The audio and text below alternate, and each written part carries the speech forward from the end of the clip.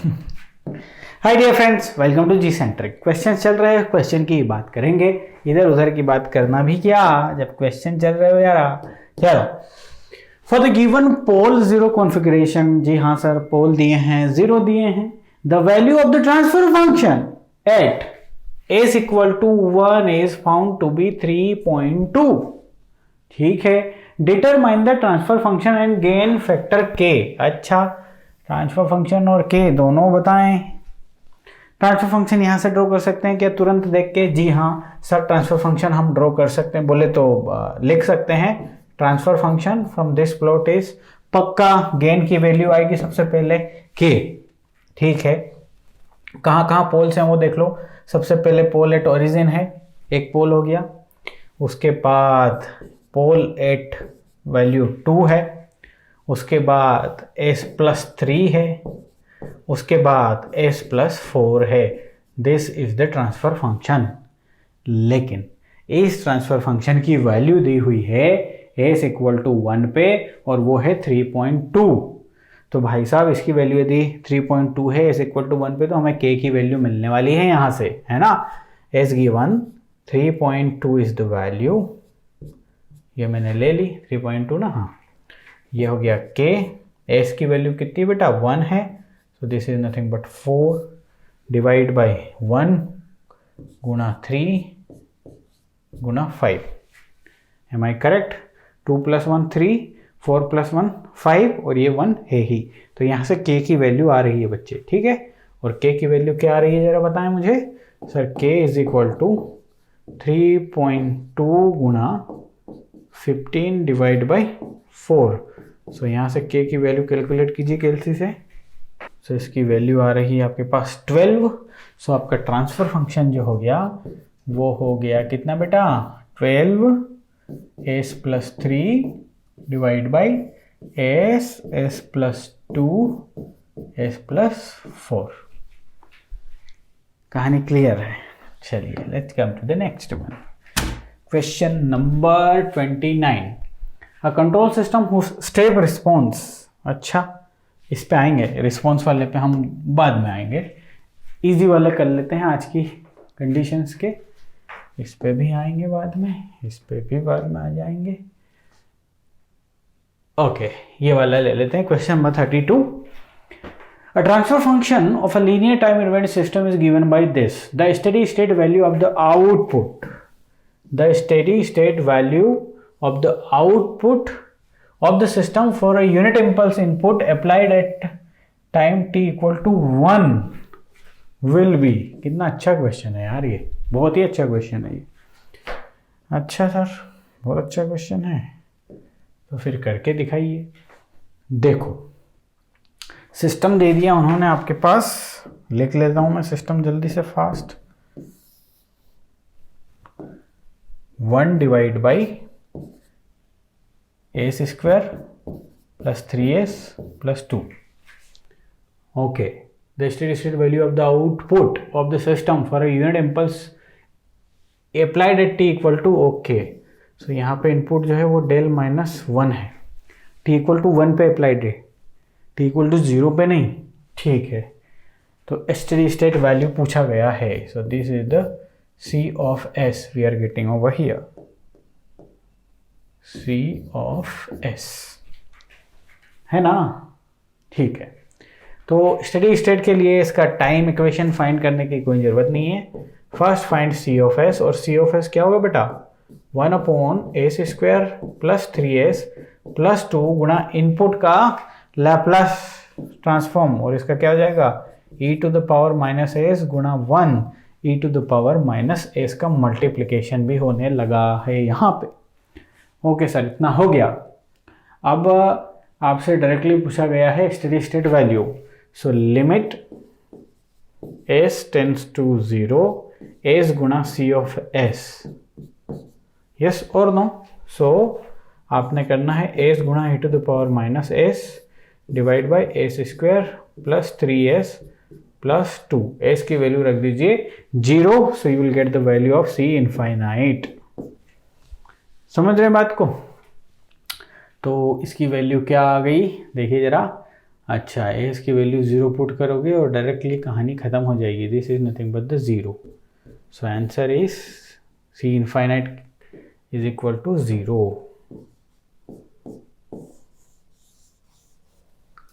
Do we have the option? Yes.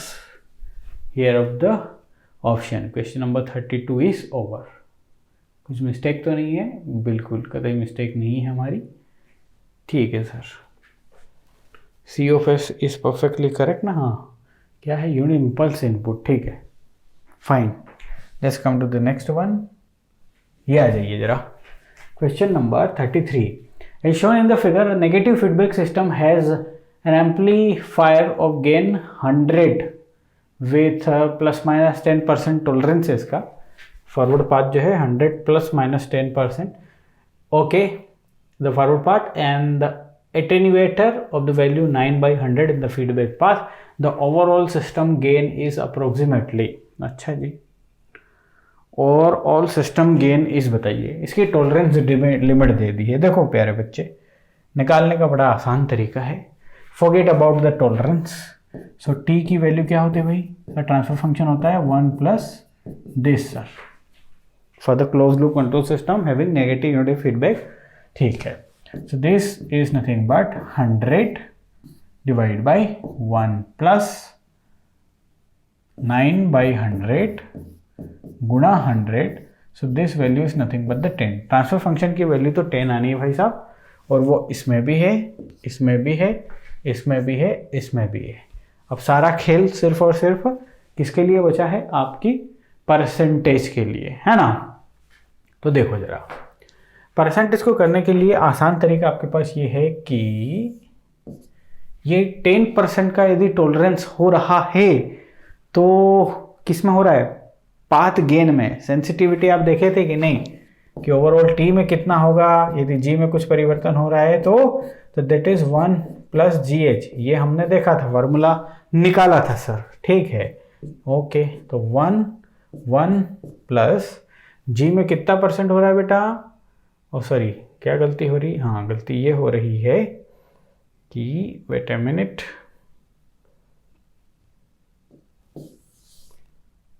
देखा जरा ध्यान से. इसकी यहाँ से आपको तो डेल टी बाई टी चाहिए, और ये है आपके पास del G by G divide by 1 plus G H. ठीक है.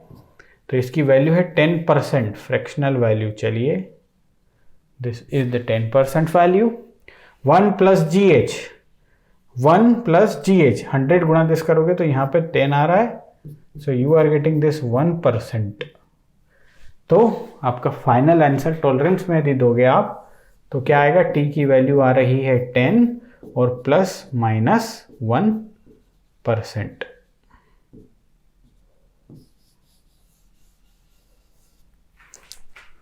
समझ गए? ठीक है. दूसरा तरीका आपके दिमाग में कभी आ जाए. देखो, टॉलरेंस दे दिया है प्लस माइनस 10 का मतलब क्या है? तो 10% इधर हो सकता है, 10% इधर हो सकता है. 10% यदि हाई जाएगा तो 110, लो जाएगा तो 90. तो एक बार हाई से एग्जीक्यूट करके ट्रांसफर फंक्शन फाइंड करो. तो हाई से एग्जीक्यूट करोगे तो this is nothing but 110 divide by 1 plus ये है आपका 9 बाई 100. ओके, गुणित 110. Am I right? 110. Yes, correct. So this is nothing but this. सो 110 डिवाइड बाय कितना है? सो इसकी वैल्यू आ रही है approximately 10.01. This is the approximate value when you are taking the higher limit. Now let's take the lower limit. So lower limit में बेटा ये हो जाएगा 9t डिवाइड बाई 1 प्लस 9 बाई 100 गुणा 90. So let's find out the value. So ये value आ रही है बेटा 9.90. अब आप ही देख लो, सिर्फ 1% का वेरिएशन हो रहा है. This is the value. इसमें सिर्फ 1% का, देखो इसकी हायर लिमिट आ रही है 10.01. लोअर लिमिट आ रही है 9.90। अब देखो ये होता है 10 प्लस माइनस 1%। 1% कितना होता है? 10 गुणा 1/100। सो this is nothing but 0.1। Yes 0.1 और दिस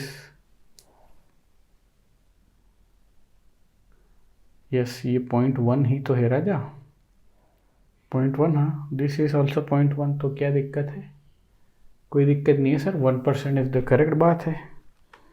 ठीक है,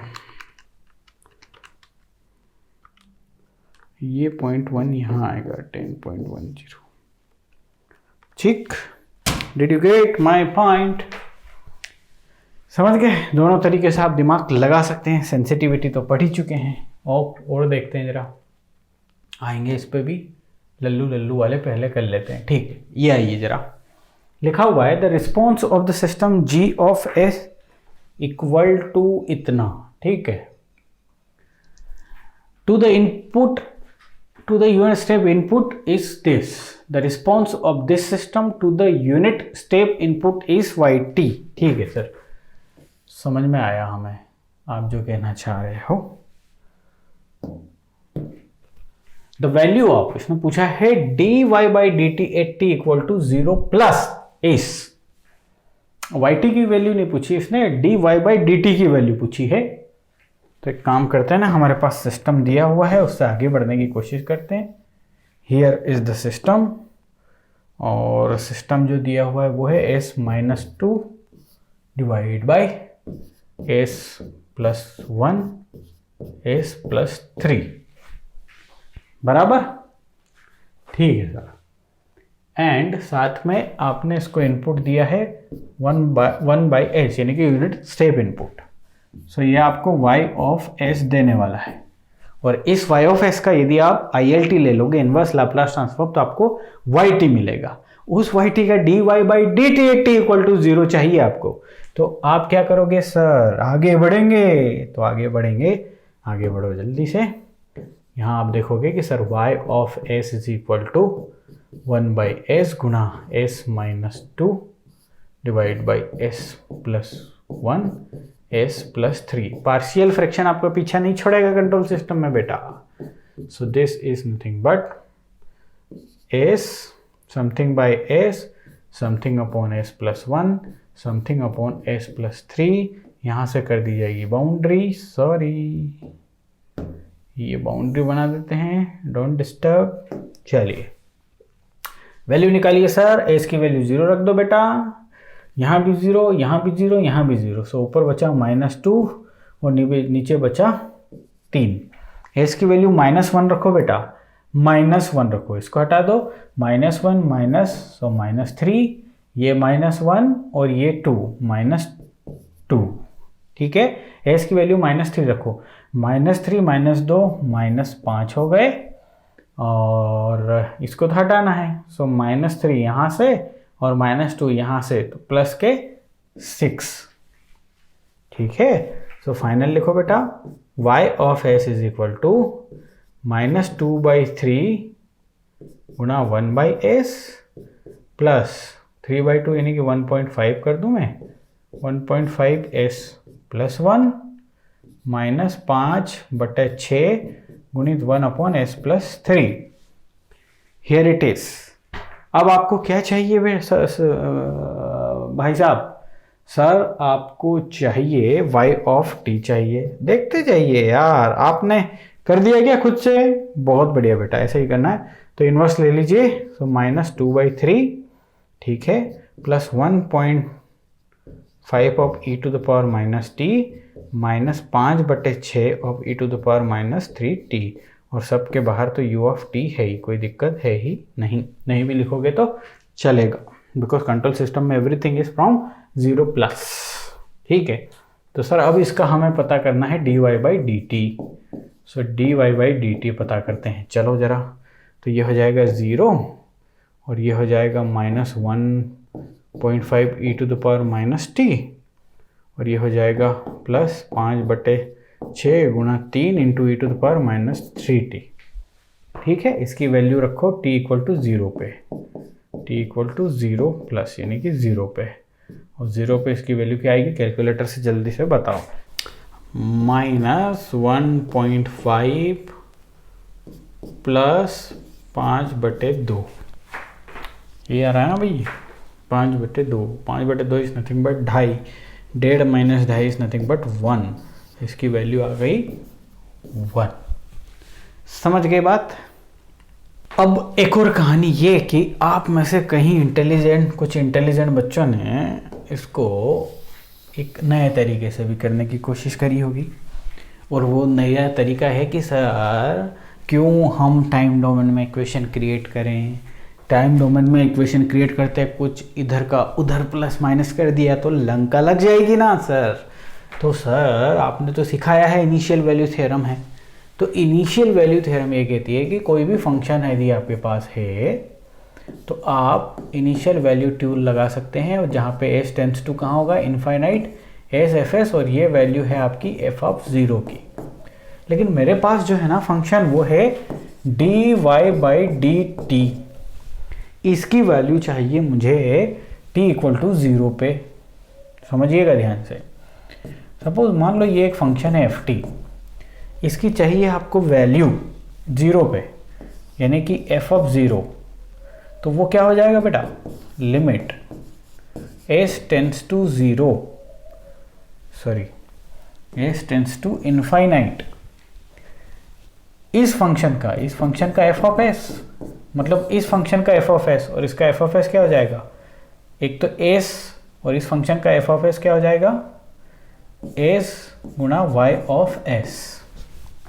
यस और no, this function belong to f(s) belong to dy/ds। y गुणा s गुणा y(s), यही तो होता है। लाप्लास जब करोगे तो हाँ सर, अच्छा तो ऐसा करना पड़ेगा।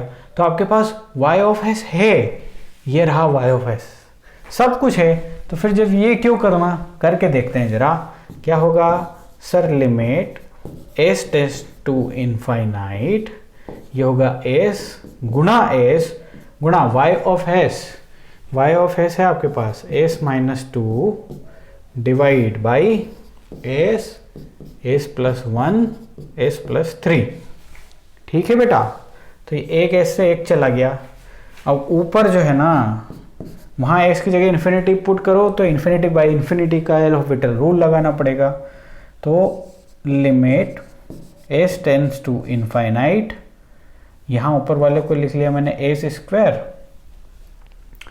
या एक काम कीजिए ना, s² दोनों से कॉमन निकाल लीजिए और कहानी को ख़त्म कीजिए। चलिए ऊपर वाले से यहाँ से s कॉमन निकाल लिया, 1 - 2/s बचा, और नीचे से जब s² कॉमन निकाल लिया तो यहाँ बचा 1 + 1/s, और यहाँ से s जब कॉमन निकाल लिया तो ये बचा 1 + 3/s, ये गॉट कैंसल्ड। नाउ s की जगह 0 रखो बेटा, सॉरी s की जगह इन्फिनिटी रखो, तो ये हो जाएगा 1 - 0, ये हो जाएगा 1 + 0, और ये हो जाएगा 1 + 0। सो कहानी क्या आ गई, 1। तो ये सब करने की ज़रूरत नहीं पड़ी। तो ये कौन कर रहे, इंटेलिजेंट बच्चे, जो कॉन्सेप्ट को अच्छे से जो मैं सिखा रहा हूँ उसको सीख रहे, वो कर रहे थे दादा। समझ गए सर, हम कर देंगे, अगली बार हम भी करेंगे। देखो मज़ा आया ना, आपने जब खुद से किया होगा तो कुछ और किया होगा, यहाँ पे आपको दोनों तरीके मिल गए। चलिए question number 36, if the open loop transfer function of A negative feedback, क्या बोल दिया भाई, बड़े ध्यान से, ओपन लूप ट्रांसफर फंक्शन दिया हुआ है, negative feedback control system is this, then gain k for a closed loop pole to be at this. अच्छा sir, open loop transfer function दिया है, नेगेटिव फीडबैक है, और h(s) दे दिया है, ओपन लूप ट्रांसफर फंक्शन दिया, नेगेटिव फीडबैक दिया है। अब ये इसने मेंशन नहीं किया कि यूनिटी फीडबैक है या नहीं है, सिर्फ नेगेटिव फीडबैक। देखो, if the open loop transfer function of negative feedback control system is इतना, देन द गेन k। तो यदि आपके पास मेंशन नहीं है कि यूनिटी है या नहीं है, तो बाय डिफॉल्ट यूनिटी लेके चलना है यारा, नोट पॉइंट है ये आपके लिए, ठीक। तो चलो फिर बनाते हैं। सर h(s) दिया हुआ है हमें, that is k divide by s plus 1 and this is this. ठीक, तो यदि इसका क्लोज लूप ट्रांसफर फंक्शन बनाओगे तो वो क्या बनेगा, वो बनने वाला है s plus 1 cube plus k, ये बनेगा आपका क्लोज लूप ट्रांसफर फंक्शन। ठीक है साहब, भाई साहब CLTF।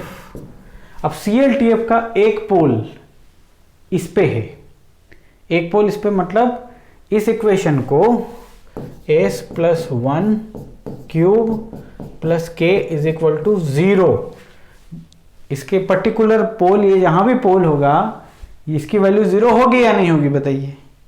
पोल वही वैल्यू है ना जिसके लिए ये इनफाइनाइट हो जाए, इस वैल्यू पे पोल है, मतलब उस पर्टिकुलर पॉइंट की वैल्यू यदि इसमें रख दी तो 0 आ जाएगा। 1/0 is the infinity definition of pole. तो चलिए s की जगह रखते हैं हम -1/2 प्लस j√3/2 प्लस 1 और उसका cube plus k is equal to 0। ठीक है साहब, तो जरा सोल्व कर दो यार। तो ये तो हो जाएगा 1/2 प्लस j√3/2, उसका कर दो आप cube plus k is equal to 0। चलो तो भैया ये फार्मूला इसमें लगा देते हैं यार, मैथमेटिक्स है, काम करते हैं, थोड़ा इजी कर देंगे। 1/2 और ये सारी कहानी नहीं करेंगे, LCM ले लेते हैं। तो यहाँ बचेगा 1 प्लस j√3 उसकी पावर 3 और यहाँ से 8 माइनस 8k बन जाएगा। अब इसको करना थोड़ा इजी रहेगा, वो 1/2 या √3/2 वाला करता तो कहानी गंभीर हो जाती। सो दिस इज नथिंग बट 1 का क्यूब प्लस इसका क्यूब करोगे तो कितना आएगा बेटा, j² -1 और minus j, so this is nothing but -j और इसका हो जाएगा 3√3। ठीक है सर, मंजूर है सर। प्लस 3ab, तो 3ab is nothing but this in bracket 1 plus j√3 बराबर -8k, है ना बेटा। तो आपको एक बात तो दिख रही होगी, ये वाला टर्म इससे कटने वाला है, ये 1 से मल्टीप्लाई करेगा और कट जाएगा, यहाँ बचेगा 1 और इस वाले टर्म का इधर से मल्टीप्लाई करोगे तो j का j में -1 आ जाएगा, माइनस का साइन आ जाएगा और 3√3 तो 3 गुणा 3 आ जाएगा, 9 आ जाएगा, right. So this is nothing but 8k minus कहानी ये आ गई आपकी -8 इज इक्वल टू -8k। सो k की वैल्यू बड़े धूमधाम से आ रही है 1, धूमधाम से 1। सो बेटा गेट एग्जामिनेशन में चीज़ें एकदम आसान है, लेकिन क्या होगा, क्यूब लगाने में कहीं गड़बड़ कर दिए तो गड़बड़ आंसर कर सकते हो। छोटी छोटी चीज़ों का ध्यान रखना पड़ेगा। ठीक है, क्या एक और क्वेश्चन ले सकते हैं हम आपके इस सेशन से पहले? आई थिंक अब हम नेक्स्ट सेशन में मिलेंगे और ये बड़े बड़े क्वेश्चंस देखेंगे, है ना। हाँ, इस सेशन में तो नहीं करवा पाऊंगा मैं। अब अगले सेशन में मिलेंगे और इन क्वेश्चंस को क्रैक करेंगे। Bye bye.